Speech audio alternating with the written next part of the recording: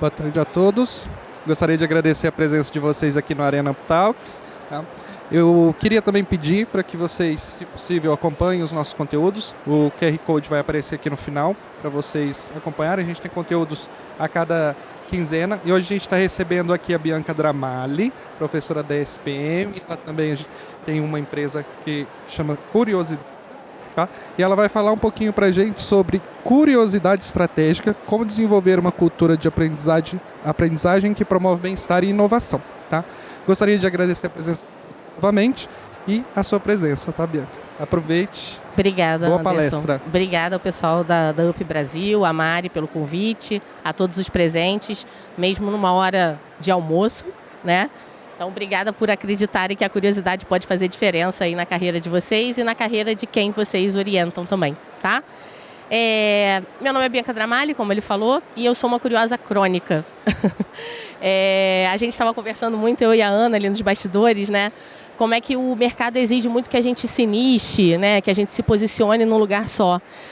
E isso é um lugar de muito sofrimento para o curioso, porque a gente gosta de um monte de coisa, a gente tem interesse por um monte de assuntos e temas, e isso faz da gente não alguém com defeito, mas alguém diferenciado, principalmente em tempos de IA. E eu vou tentar provar a vocês isso ao longo da minha fala, tá?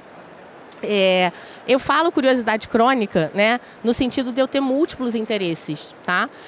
Como eu acabei de falar, né, os polímatas, né, são pessoas que têm múltiplos interesses e conectam assuntos de várias áreas, né? Eu me defino melhor como curiosa crônica, eu acho que me define melhor. E o que eu fiz disso? Eu escolhi uma área em que a curiosidade é essencial, pesquisa e comportamento, tá? Pesquisa e comportamento tanto de funcionários, né, quanto de consumidores. Porque às vezes a gente esquece que são os mesmos indivíduos que estão apenas em papéis sociais diferentes. Vocês estavam falando aqui, a Mari estava apresentando o brilhante resultado da pesquisa que eles fizeram com muito fôlego, né? Uma pesquisa muito bem elaborada. A Mari também, além de CMO aqui da UP, né, professora também da SPM, ela estava mostrando a pesquisa. E aí, falando da questão da percepção, né, falando da questão de como às vezes os funcionários não notam os esforços das empresas na questão dos benefícios, do bem-estar, né? Por que às vezes acontece essa falha de comunicação? Justamente porque a gente esquece que aquele funcionário que está sentadinho lá, trabalhando no remoto, no presencial ou no híbrido, ele é o mesmo consumidor que está vendo TikTok, Instagram, e a gente quer fazer comunicação interna, endomarketing, como a gente fazia, como os incas faziam, como os maias faziam, sabe? Então, por que eu estou conectando tudo isso? Por ser curiosa e por lembrar que o indivíduo que vocês cuidam como líderes e como RH, lá como funcionário, né, como líder, o cargo que tiver, né, também é o consumidor que está lá fora. Então eu peguei essa curiosidade, essa minha habilidade, essa minha competência, essa curiosidade e apliquei em pesquisa e comportamento. É com que eu trabalho, tá? E fora isso, obviamente, eu aplico em gestão de experiência, em várias outras áreas, mas o elemento central da minha carreira é botar essa energia da curiosidade a favor da pesquisa e do entendimento do comportamento das pessoas. Lembrando que essas pessoas têm vários papéis sociais em vários espaços da vida delas, tá? Deixa eu só me guiar aqui para não esquecer nada do que a curiosa aqui pensou em falar para vocês. Claro que não vai funcionar, né? Na hora... funcionou. Então, isso aqui eu já falei, vamos lá. E aí, como eu comentei com vocês, a forma da gente ser consumidor impacta na forma da gente ser funcionário, né? Então, se o Netflix me gera um conteúdo interessante, não vai adiantar a empresa não me gerar um conteúdo interessante, porque eu vou dispersar, né? Então, lembrar que o indivíduo é o mesmo, quando a gente estuda comportamento e pesquisa, lembrar que o ser humano só mudou de papel social, só está do outro lado do balcão, tá? E aí, eu dedico, então, meu tempo a entender essa curiosidade sobre o outro, esse outro em qualquer lugar social em que ele esteja, seja como funcionário ou consumidor, tá? A curiosidade aplicada a mim mesma, né, que a Ana puxou bastante aqui na fala dela com a Pri, né, autoconhecimento é curiosidade sobre a gente, né? Então, eu entendo a curiosidade nessas três dimensões: curiosidade sobre o outro, curiosidade sobre a gente mesmo e curiosidade sobre o mundo, né? São as 3 camadas, as perspectivas da curiosidade que eu trabalho, tá? Curiosidade sobre a gente, como eu falei, é o nosso processo de autoconhecimento para autodesenvolvimento. Se a gente não tiver curiosidade sobre a gente mesmo, fizer perguntas sobre nós mesmos, né? Como que a gente vai ter a humildade de se autodesenvolver, tá? Curiosidade sobre o outro. Eu costumo dizer que a empatia é exercer a curiosidade sobre o outro. Como é que eu vou entender como esse outro vê o mundo? Como é que esse outro sente se eu não tiver curiosidade por ele? E curiosidade requer atenção, né? Que é algo que está muito escasso no nosso mundo contemporâneo, né? No nosso mundo bunny. Talvez alguns de vocês conheçam esse termo, né? Que é um mundo ansioso, é um mundo frágil, né? É um mundo né, em maremoto, né? E se a gente não tentar buscar terra firme e dar atenção por vezes, né? E adorei o exemplo que a Ana e a Pri trouxeram também na fala delas, sentar e escrever, por exemplo, né? Planejar as coisas por escrito, utilizar papel e caneta, né? Ajuda a gente ter foco e atenção. Isso alimenta a nossa curiosidade, isso disciplina a nossa curiosidade. Curiosidade, como qualquer outra competência, também pode ser desenvolvida, né? E eu vou trazer aqui algumas sugestões, algumas recomendações, algumas dicas de como a gente desenvolve para a gente e como a gente pode ter um programa de desenvolvimento de curiosidade nas nossas companhias, nas nossas empresas, tá? Então vamos lá. Estão comigo aqui, depois eu vou abrir para pergunta que eu quero bater muito papo, porque se eu sou curiosa sobre o outro, eu tenho que provar isso, né? Falar e fazer, senão vocês vão me achar muito estranha. Já falei da empatia, vamos lá, acho que eu já falei sobre tudo isso aqui. Eu falar só um pouquinho mais sobre a curiosidade sobre o mundo, né? Como a gente vive num mundo que muda o tempo todo, se eu não for curioso sobre o que está acontecendo nele, eu vou perder os bondes da história e, pior ainda, eu não vou conseguir inovar. Por que a inovação está aqui na proposição da minha palestra, né?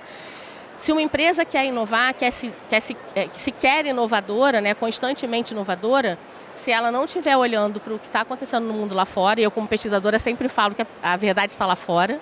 Quem gosta de ficção científica das antigas vai lembrar do Arquivo X. Eles já falavam isso. A verdade está lá fora, né? Então a verdade está lá fora, e em pesquisa a gente fala também que percepção é verdade. Então, se as pessoas acham aquilo, né, se elas te falaram aquilo, escuta com atenção, digere, porque a verdade está lá fora e a gente precisa disso para inovar. Só que a gente precisa de outra pitadinha de coisa para inovar também, que tem a ver com a curiosidade sobre o outro. Segurança psicológica. Ambientes sem segurança psicológica não inovam, ou ao menos não inovam de verdade ou de forma consistente. Se você não tiver segurança psicológica, você vai fazer qualquer pergunta? Ou você vai ficar pensando antes de fazer a pergunta e vai falar, vão me achar burro. E, de repente, vão achar que eu não estou preparado para esse cargo, porque eu estou fazendo uma pergunta idiota, né? Ambientes com segurança psicológica permitem que a gente seja curioso. Convidam, na verdade, provocam. A curiosidade é valorizada. O meu livro preferido da infância chamava Curiosidade Premiada. Eu lembro até hoje da capinha, eu tenho a imagem dessa capinha. Quando eu dou palestra com o PowerPoint, eu mostro essa capinha, depois vocês googlem aí, Curiosidade Premiada, né? E aí, fazendo uma analogia ao meu livro de infância preferido, né?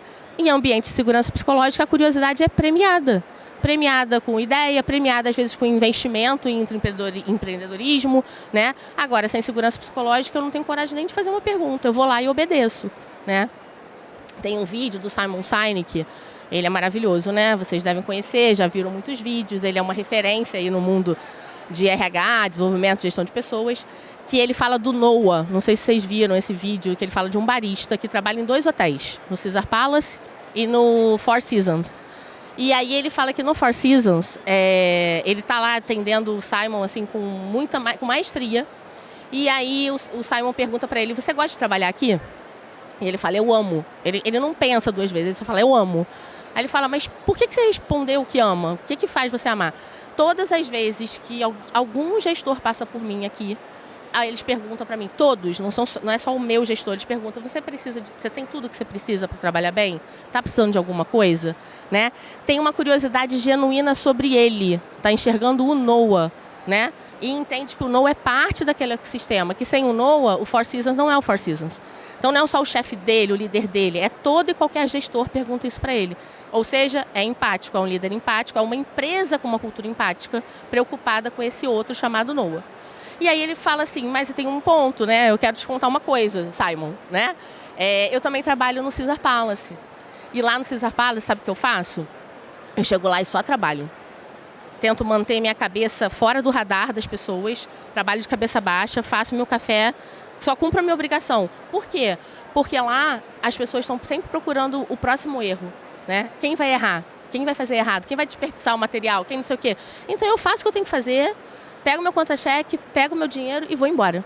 O mesmo NOA, né? A mensagem aqui é que ambiente de segurança psicológica, ambientes curiosos, tanto com o outro, né, quanto aqueles que fomentam esse espaço de pergunta, né, fazem perguntas sobre o outro e fomentam perguntas sobre qualquer coisa, né, são ambientes tanto de inovação pelos dois motivos.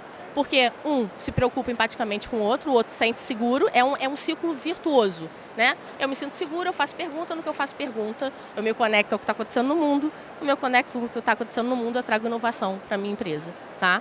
A mesma pessoa, o mesmo indivíduo, tá? Então, essas 3 camadas de curiosidade parecem fazer sentido, né, até o momento aqui, pelo que eu estou trazendo para vocês, com inovação, tá? Já eu chego no bem-estar, já, deixei o melhor para o final, tá? E aí, da soma dessas 3 camadas, é o que eu chamo de curiosidade estratégica, que é a curiosidade com propósito, né? Não é perguntar por perguntar, tem um porquê perguntar, tá? Tem um porquê aquele contexto. Então, essa curiosidade aplicada aos negócios, como eu chamo, né? Ela pode ser aplicada no desenvolvimento de liderança, na gestão de pessoas, tá? E na inovação das organizações, como eu coloquei. Não é apenas perguntar, então, por que ou como funciona, né, de forma solta, mas perguntar por que isso importa para o meu negócio, né, e por que isso importa para a minha carreira, né? Por que cada um de vocês aqui presentes deveria valorizar a curiosidade que já tem e desenvolvê-las ainda mais, porque a gente pode estar aí um pouquinho atrofiada, né, como competência, porque talvez os ambientes que a gente trabalhou fizeram com que a gente deixasse de ser curioso, porque a escola treinou a gente a não fazer pergunta e só responder a resposta certa, né? Marcar opção entre A, B, C, D e E, né? Só tem aquelas respostas de opção, né? Porque quando você chegou na empresa, na medida que você foi, dependendo da cultura que vocês já viveram de empresa, na medida que vocês foram perguntando, alguém respondeu assim, aqui sempre foi assim, né? A gente já experimentou isso, não deu certo. Vocês foram sendo tolhidos na curiosidade de vocês e isso ficou adormecido de alguma maneira. Mas é um convite para a gente revitalizar a curiosidade, tá? Então, se a gente pensar bem, a curiosidade é a mãe de todas as competências que estão lá na listinha lá do Fórum Econômico Mundial e nas várias outras listas que a gente tem como RH, né? Ficar lendo o tempo inteiro. Eu, como estudiosa do comportamento, pesquisadora do comportamento, também tenho que estar atenta a isso, porque eu tenho que ser curiosa para as coisas que estão acontecendo com os seres humanos, né? E no mundo lá fora.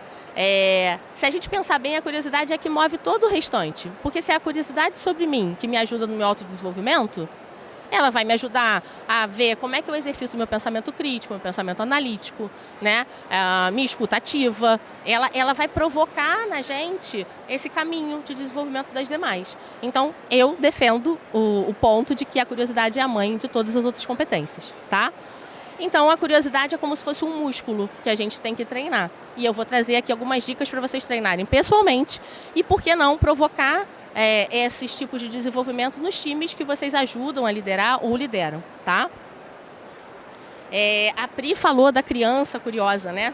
A gente, quando era criança, né, a gente desmontava coisas, certo? A gente cheirava as coisas, né? Que cheiro tem essa planta, né? A gente botava todos os nossos sentidos a serviço da curiosidade dessa interface com o mundo, né? E hoje a gente vai ficando adulto, vai sendo tolhido.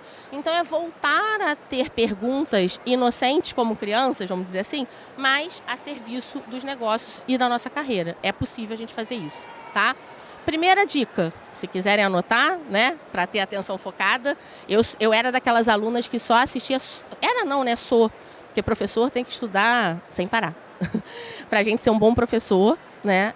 A gente tem que estudar sem parar, ter a humildade de aprender sempre. Eu vou falar disso também, que tem a ver com curiosidade. Mas primeira dica, ter humildade de aprender sempre.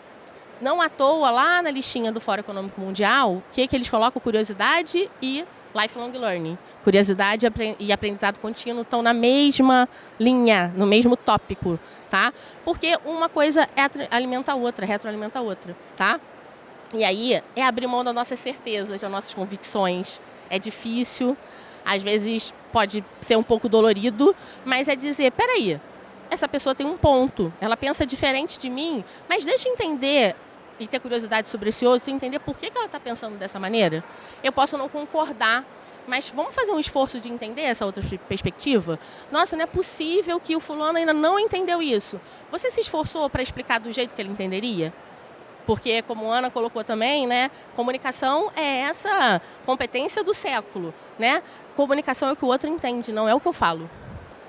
A sociedade errou muito quando falou assim, você fala bem, você devia fazer comunicação. Só que ninguém falou assim, você escuta bem, você devia fazer comunicação. Né? A gente tem milhões de cursos de oratória. Oratória é essencial, mas a gente tem pouquíssimos ou quase nenhum curso de escutatória. Né? E foi da educação, né, um autor da educação, que provocou a gente, né, nessa primeira pensata sobre escutatória. Né? Então vamos escutar mais. Né? O curioso, ele vai parar para escutar, ele faz pergunta, mas ele tem paciência e foco para parar, escutar e aprender, sempre. Tá? Então, abrir mão da nossa certeza e praticar o que alguns autores chamam de ignorância sofisticada. Já tinha ouvido falar disso? Ignorância sofisticada é aquele que, assim, eu sei até esse ponto, mas cada vez mais que eu sei, eu tenho novas perguntas. Então, eu vou ser um eterno ignorante, no sentido de que eu não vou cair naquela armadilha do efeito Dunning-Kruger, que eu não sei se vocês já ouviram falar, né? Que às vezes a pessoa sabe pouquíssimo, mas ela é tão autoconfiante que ela se segue e fala assim, eu sei tudo que eu preciso, agora eu só vou, não vou aprender mais nada. Né? Não é não ter autoconfiança e se testar, tá? Não é isso que eu estou querendo dizer. Mas sempre praticar a humildade da ignorância sofisticada. Eu sei, e na medida que eu sei mais, novas perguntas vão surgir. Então eu nunca saberei tudo de um assunto. Me surpreende muito profissionais de qualquer área. Às vezes falam assim, eu não vou mais a congresso. E aí seja congresso acadêmico ou de mercado. Tá? Eu estou nos dois mundos, né? Eu estou na academia como pesquisadora e professora e no mercado como consultora, palestrante, enfim. E me surpreende muito. Mas é sempre tudo a mesma coisa. Não é possível que você navegando num conar desse da vida, por mais experiência que você seja, por mais level que você já seja, por mais 20, 30, 40 anos de carreira, você tem certeza que você não vai aprender nada com tanta gente diferente, de tantos backgrounds diferentes, com tanta coisa para oferecer, você tem certeza que você é arrogante a tal ponto de dizer, não preciso mais de congresso. E eu tenho colegas, às vezes, de vários ambientes onde eu frequento, que não falam. Eu amo quando eu vou marcar médico e a secretária fala assim, doutora fulana está no congresso, deixa ela estudar. Eu amo ir para médico que continue estudando. Imagina se o médico vai me atender, acha que já sabe tudo. Fujo dele correndo. Não sei vocês, eu fujo, tá? Então tem sempre alguma coisa nova para aprender, gente, independente do tempo de experiência, né, e da senioridade que a gente tem naquele tema, tá? Adote o porquê, tá? Como trilha, essa é a segunda dica, tá? Sempre que você se deparar com um processo, com alguma jornada, com alguma coisa que tem na empresa de vocês, na vida de vocês, na rotina de vocês, se pergunta, né? Por quê? Por que motivo é assim? Mas sempre foi feito assim. Mas aqui no prédio, pode ser no condomínio de vocês, tá? Mas aqui no prédio, sempre foi assim. Tá, mas por que não pode ser diferente? A gente pode testar? Vamos pilotar? Mas a minha empresa tem 100, eu sou do varejo, tem 100 lojas. Vai fazer em 2, gente, não vai fazer em 100 de uma vez, né? Mas perguntar por que, experimentar, testar, né? Trazer essa mentalidade do quase beta, né? Tá tudo em beta sempre, né? Pro curioso tá tudo em beta sempre, tá? Terceira dica, recompensar a incerteza. Olha que bonito isso aqui, vamos lá. Encarar o não sei, e você falou do depende, né, Ana? Encarar o não sei como uma oportunidade de aprendizado e não como uma falha. Falar não sei dá uma vergonha. Se você é líder, então, nossa senhora, por que vão... Professor não pode falar que não sabe, que não conhece? Claro que pode. Eu falo, gente, essa referência aí que vocês estão falando eu não conheço. Posso pesquisar e trazer na próxima aula? Ou, vamos pesquisar junto? Agora todo mundo tem essa maquininha na mão, né? Vamos pesquisar junto? Me ajuda a conhecer? Me fala mais sobre isso que você está trazendo. Eu falo o tempo inteiro, o processo é de aprendizagem, não é de ensino, né? A aprendizagem é ativa e é dos dois lados, é recíproca, né? Se eu falar que é um processo de ensino, eu estou aqui, dona da verdade, passando o meu conhecimento para alunos que são seres sem luz. Lá na SPM, por exemplo, a gente evita usar o termo aluno até, a gente usa estudante, porque estudante é muito mais ativo. As palavras têm muita força, a gente tem que estar mais atento a essas coisas, tá?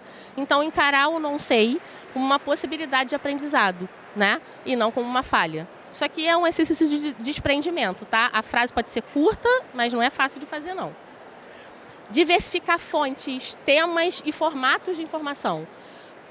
Ouvir podcast, ouvir audiolivro, ler livro, voltar a ler impresso para ver se a atenção fica mais focada. Experimentem ler no impresso. Experimentem folhear uma revista. A gente tem bastante rostinhos jovens aqui que talvez não tenham tido a experiência que eu tive, por exemplo, né, de folhear mais revistas, de ler um jornal. Experimentem outros formatos, outros devices, outras fontes, outras pessoas, né? Conversem com alguém, né, que está sentado do seu lado que você não conhece. Sente em mesas diferentes. A Ana estava conversando um pouquinho ali, né? Com quem você almoça no seu trabalho, né? Com quem você costuma conversar? Você fala com pessoas de outros departamentos? Isso tudo é fonte de informação também. O curioso conversa com o Uber. O curioso bate papo com quem sentou do lado do ônibus, no metrô. Esse é o curioso. Ele está buscando todo lugar, todo espaço é um espaço e uma situação de aprendizagem para o curioso. O curioso não passa um dia que não aprende alguma coisa nova. Tinha uma escola que o meu filho estudou que tinha um molesquinezinho, uma caderneta, que era assim: o que você aprendeu de novo hoje? Será que a gente não tem que, de repente, fazer uma caderneta, andar na bolsa? Pode ser digital, gente, mas é porque o escrito dá uma conexão, né? Ativa outras áreas do cérebro que a gente não está acostumado a mais ativar, né? Mas o que eu aprendi de novo hoje? Pode ter sido com uma pessoa, pode ter sido num podcast, pode ter sido numa palestra, não importa o formato e a fonte, mas diversifique os assuntos, tá? Isso amplia repertório. Máquina, IA, tem banco de dados. Repertório só o humano vai ter. Pega essa visão, hein? Porque o curioso vai usar melhor a IA, inclusive, tá? Desenvolver as capacidades, essa habilidade da curiosidade vai fazer com que a gente use de forma mais inteligente a inteligência artificial, tá? Ser um observador ativo, tá? O que é ser um observador ativo? Curiosidade, ela começa na atenção. Tenta exercitar, olhar o escritório de vocês, a equipe de vocês, os pares de vocês, a casa de vocês como se fosse a primeira vez. Isso é observação ativa. Olhar um detalhe que você nunca tinha reparado, tá? Quando eu faço... Observação é uma técnica de pesquisa, tá? Quando eu faço observação para diagnóstico de cultura organizacional, por exemplo, que esse é um dos trabalhos que eu faço, eu vejo tudo, o que está na parede, como é que estão posicionadas as mesas, se tem mesa de tamanho menor ou maior, quem está sentado onde, quem conversa com quem. Tudo. A ponto de uma vez eu ter ido numa empresa que era empresa de tecnologia e estava num processo de transformação cultural. E queria ser centrado em humano, human-centric, né? E aí tinham nuvens de palavras lindas, maravilhosas, a galera do marketing caprichou na parede, tudo colorido. Não tinha uma palavra falando sobre gente na nuvem de palavras. Eu falei, tem alguma coisa errada aqui, está faltando um negócio. A observação ativa faz com que a gente perceba até o que está faltando. O que não está ali, né? O dito, não dito, tá? Tinha embaixo de uma plaquinha de valores da empresa, eu não me lembro exatamente agora o valor, mas tinha um saquinho de pão, assim, como se, era parte da copa da empresa. Aquilo ali estava meio que contraditório com o valor, sabe? Então, assim, sei lá, pessoas no centro, né? Sei lá, desde que estejam produtivas, vamos dizer assim, tinha alguma linguagem ali subliminar, tá? Então, observação ativa é tentar prestar atenção nas entrelinhas, ter foco e tentar descobrir alguma coisa mesmo sobre o que te é familiar. E isso eu aprendi da antropologia. Eu sou uma profissional formada em comunicação, com um diálogo, né, acadêmico com a antropologia. O antropólogo é aquele que tenta fazer do familiar o estranho e do estranho familiar. Então, essa é a observação ativa, tá? Encare o problema como um desafio criativo. A gente pode reclamar do problema, nossa, mais uma vez, o pessoal não prestou atenção no comunicado que eu mandei, né? Posso reclamar. Ou então falar assim, quer saber? O próximo comunicado vai gerar buzz aqui, vai todo mundo falar disso. Agora eu peguei para mim esse problema e isso vai ser um desafio criativo, tá? O curioso, ele vai se sentir desafiado no que é difícil. Ele vai tentar buscar outras referências, ele vai conversar, ele vai fazer junto, ele vai colaborar, tá? A curiosidade aqui tenta fazer o diagnóstico do porquê que as pessoas então não estão prestando atenção. O curioso é bom em diagnóstico. A gente está tão obcecado pela solução que a gente pula a etapa diagnóstica para tudo, para a nossa vida pessoal, para as tendências do mundo, né? Ou para o outro. A gente supõe o outro. Eu falo muito quando eu vou fazer pesquisa para consumidor, né? E isso serve para pesquisa sobre cultura e funcionários também. A gente deduz o outro, supõe o outro o tempo inteiro. A gente não vai lá conversar com o outro para descobrir o outro. A gente não tem curiosidade, a gente prefere supor e deduzir o outro, tá? Inferir esse outro. E aí a gente toma uma decisão errada, né? Se o diagnóstico está errado, a decisão vai ser certa? Claro que não, tá? Documente as perguntas, anota. Anotar treina a nossa atenção, né? Eu não preciso ter a resposta. Como a gente já quer partir para a solução, a gente quer anotar as respostas, né? Anota as perguntas, mesmo que você ainda não tenha a resposta para elas. Anota, vai anotando. Dessas 3 camadas, sobre você, sobre o outro, sobre as coisas do mundo, tá? Buscar novas experiências, né? Então, mudar sua rotina. Será que eu tenho que ir num restaurante diferente? Né? Pequenas mudanças, os neurocientistas afirmam, né? Faz a gente prestar atenção, mais atenção, induz a nossa atenção, porque a gente vai tentar o novo é o perigo para o nosso cérebro, para a nossa parte do cérebro mais primitiva. Então, a gente vai estar mais atento. No que a gente está mais atento, novas conexões cerebrais vão ser feitas, né? E aí a gente vai estar alimentando mais ainda o nosso repertório nessas experiências novas que a gente estiver fazendo, tá? Ensinar algo a alguém. Alguém trabalha com treinamento? Eu gostaria de trabalhar? Eu é professor, palestrante, né? Quem não ensina para o colega, não precisa ter esse cargo formal, né? Sempre tem alguém que sabe menos do que você e que precisa de alguma coisa que você sabe. Para ensinar algo a alguém, a gente também tem que aperfeiçoar e praticar a nossa ignorância sofisticada.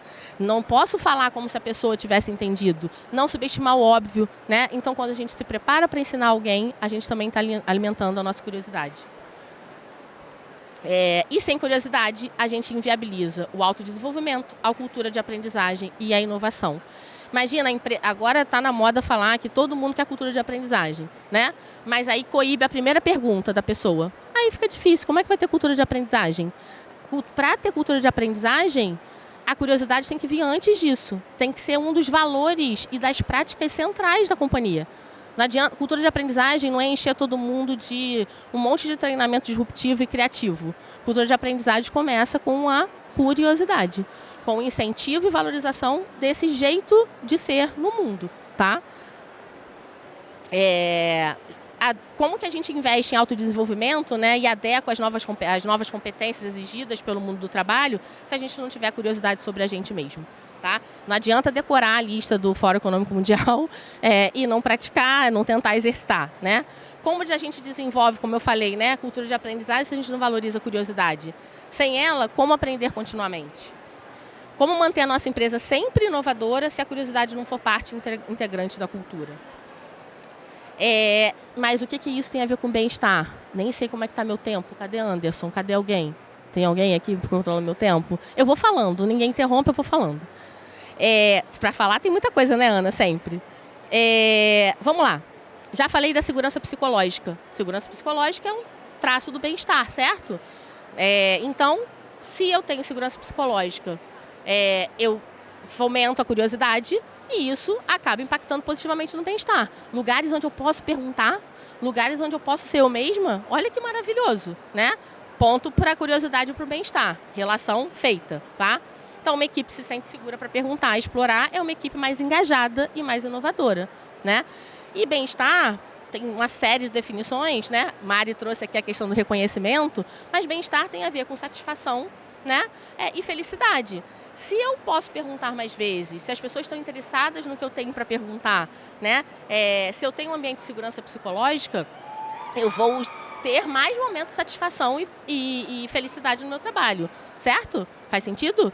Esse ambiente vai estar mais propício para... Não vai ter 100% de tempo feliz e satisfeito. Bem-estar não vai acontecer 100%, seja no trabalho, na nossa vida pessoal, que não tem mais divisão, é tudo a mesma coisa, né? Mas eu vou provocar e vou promover mais momentos de satisfação e felicidade, tá?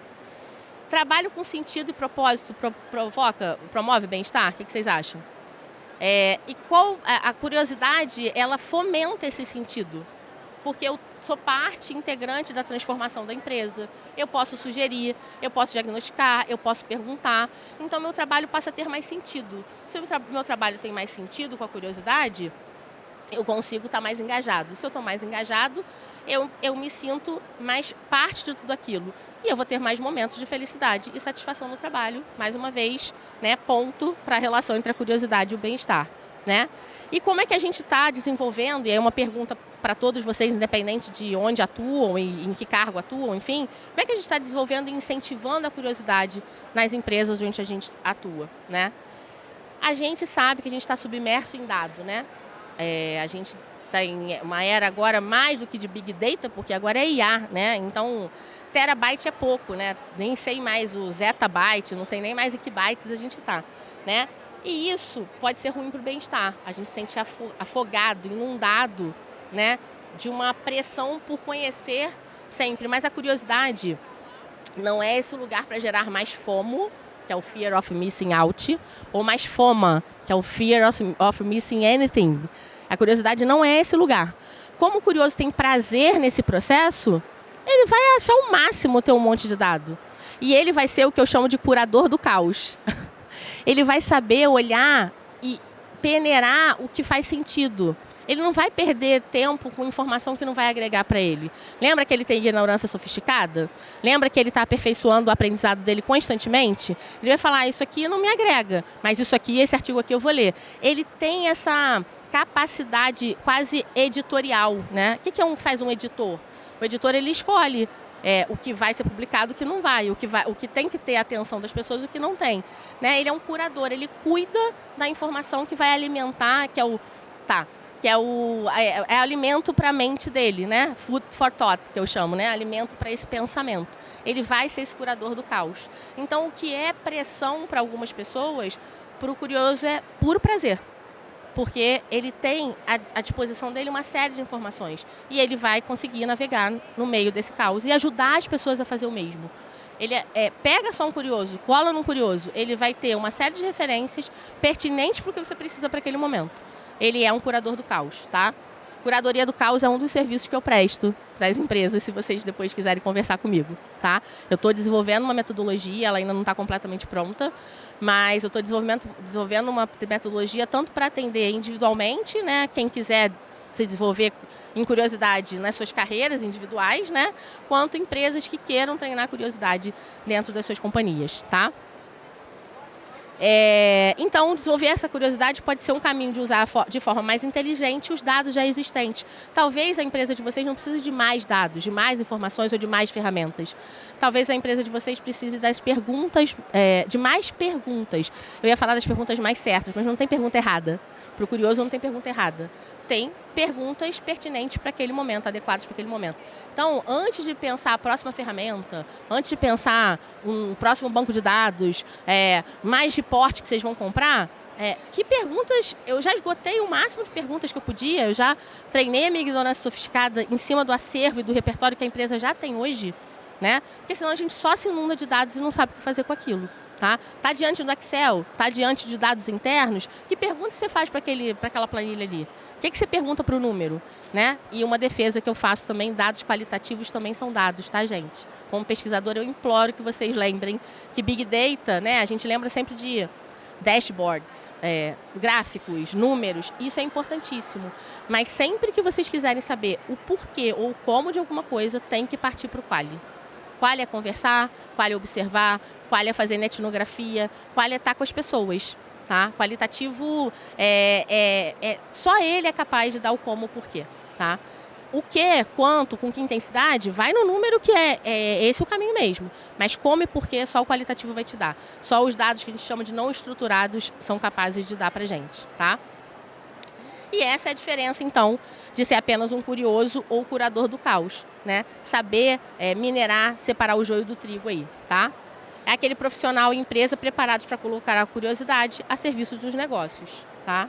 E quando você cultiva a curiosidade, você muda a sua relação com a informação. Você deixa de ser vítima passiva da informação. Já trabalhei em jornal durante 12 anos, trabalhei no Globo durante 12 anos. E lá em 2012 a gente fez uma pesquisa e as pessoas falavam assim, se for importante a notícia chega até mim. E isso antes das redes sociais. Já tinha Facebook, né? 2007 entrado o Facebook no Brasil, mas não tinha a avalanche que a gente tem hoje, né? Naquela época as pessoas já falavam, se for importante vai chegar até mim. Mas o curioso não permite que outros pautem a agenda dele.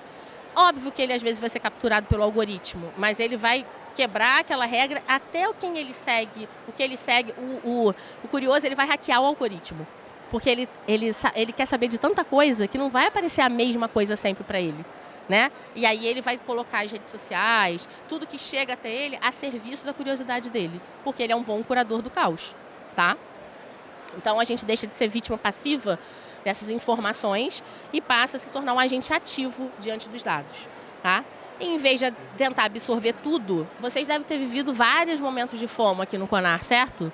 Tem gente aqui desde o primeiro dia? Todo mundo está desde o primeiro? Imagina, eu vou nessa ou vou nessa? Não sei o quê. Escolhe e vai, né? Tem alguma coisa que a gente também, a Pri falou muito, né? De seguir um pouco da intuição. Eu acho que quando o nosso repertório está amplo, a gente vai sendo guiado por uma certa intuição estratégica que a gente sente que é para lá que a gente tem que ir, né? E vai. E esquece o que você não soube naquele momento. Depois, no momento certo, aquele dado chega para você, né? Então, em vez de tentar absorver tudo, que isso gera mais ansiedade, isso não é legal, você aprende a filtrar, a conectar e encontrar um significado em meio à desordem. Tá? A mudança é a única certeza, o caos é a única certeza. Como é que a gente se torna antifrágil em meio a esse caos? A curiosidade é esse caminho, tá? E isso tem impacto imenso no nosso bem-estar. Imagina não se sentir afogado, se sentir, na verdade, incentivado pelo caos. É mais ou menos isso. Pessoas curiosas têm mais propósito no trabalho. Elas veem um problema não como uma ameaça, mas como um quebra-cabeça intrigante a ser resolvido. Fala assim, peraí, onde você está vendo problema, né? Aquele chavão, mas de fato, para o curioso é isso, eu estou vendo oportunidade. Porque você já pensou em fazer dessa maneira? Ele começa a fazer perguntas que você não tinha pensado, porque você estava focado o quê? Na bendita solução. A gente tem, eu sempre falo, método ágil não é método raso. A gente quer tudo fazer rápido e aí a gente faz poucas perguntas, ou às vezes não as faz porque a gente quer chegar logo no ágil. Cuidado, o ágil atropela a curiosidade e não permite que a gente dê vazão às boas perguntas, tá?